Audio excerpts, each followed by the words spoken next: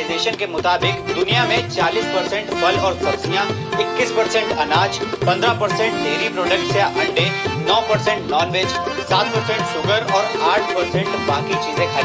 पृथ्वी का total surface area है लगभग 51 करोड़ स्क्वायर किलोमीटर, जिसमें से 70% पानी और 30% जमीन। जमीन के 8.25 हिस्से पर ही मनुष्य है और उसके सिर्फ 10% हिस्से यानी 1.5 करोड़ स्क्वायर किलोमीटर पर ही खेती होती है।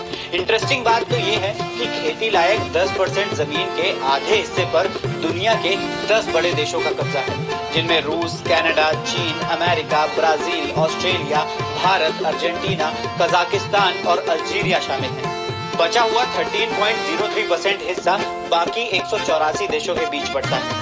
सीधा मतलब है कि इन देशों के पास अपनी आबादी का पेट भरने के लिए भी पर्याप्त जमीन नहीं है। तो वो देश जिनके पास सफिशिएंट फूड प्रोडक्ट्स पैदा नहीं हो पाते, वो अपना पेट कैसे भरते हैं? दरअसल वो उन देशों के साथ ट्रेड करते हैं जिनके पास जरूरत से ज्यादा अनाज है। जैसे दुनिया के 184 देशों का फ्रूट मार्केट 10 देशों पर डिपेंडेंट है। ये 10 देश दुनिया को 80% फल एक्सपोर्ट करते हैं।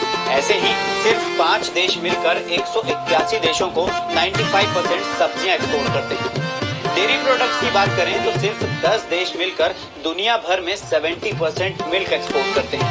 अब बात करते हैं ज्यादातर लोगों के रोज के खाने में शामिल होने वाले स्टेपल फूड यानी कि गेहूं और चावल की।